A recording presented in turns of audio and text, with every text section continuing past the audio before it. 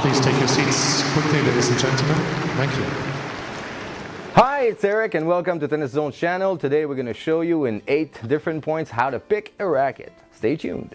Alright, so the first thing we'll be talking about today is the weight of the racket. That's one of the first things people are looking at when it comes to picking a racket. It's a normal thing. The lighter the racket will be, generally under 300 grams, the more powerful it will be, and the heavier it will be, well, the less powerful and more control it will be. Okay, now remember that balance thing about power and control. The more power, the less control. The more control, the less power. This is going to stay around for as long as we talk about tennis or about any sport, as a matter of fact. The second thing is the weight balance. Now this is a mistake that I see very common. People in the store will take a racket like this and we'll wait and we'll say, this is pretty light, and then we'll take another one and then, oh, this is even lighter. Well, there's something. This racket is actually 340 grams. This is the heaviest racket that we have right now in the store, and this is one of the lightest. Though if I weight them like this seems to be heavier. That's because of the weight balance. The weight is shifted in the head in that one, and the weight is shifted in the handle in that one. The more balance you have in the handle, the more control you will have on your shot, the less power you will have on your thing, but the more revolution you will have on your spin as well.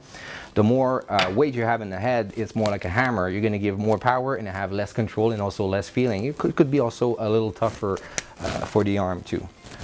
Third thing is the length of the racket. We were talking about junior rackets before, saying that it was between 17 and 27 inches or 26 for kids. Now, as of 27 inches, you got the adult racket. You got 27, 27.5 is very popular right now, but you had other rackets that were even bigger and longer than that, 29.5 for the infamous Bubba. Also, if people can remember that one.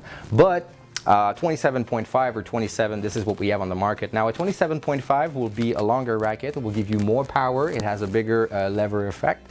So it will give you more power and less control on your shots. And a shorter racket will give you, of course, more control and less power. Now if you're more of a serve and volley, shorter racket will be better. If you're more of a baseliner, a longer racket will suit you better. Fourth point I want to talk about is the flexibility of a racket. This is another thing that people love to scratch their head about. The more flexible a racket is, the more comfortable it will be, the more control you will have on your shot. The stiffer the racket will be, the more powerful the racket will be, less feeling you will have, but of course more impact on your arm as well. So keep that in mind if you have arm problems.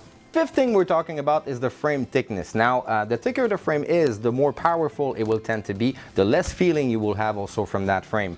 The thinner the frame is, now the more feeling you will have, of course, the less power you will have from it too. You're going to have also thicker frames when it comes to the head. This for spin is also a problem. Usually it will reduce the surface of spin for someone who likes to spin, of course. Sixth point we're talking about is the head size. Before, back in the days, it used to be from 85, 90, 95, used to be mid-plus, very popular, but today 100 square inches is basically the base. You got a lot of people playing with this, sometimes a little lower, but usually 100 square inches and over. Now, you have to know that the bigger the head size is, the bigger the sweet spot will be. The sweet spot is where you should always hit your ball in the racket to have this optimum control and effect and comfort, of course, sorry.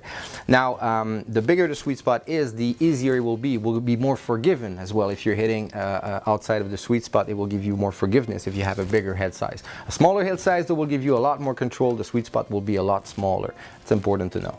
The seventh point is the string pattern.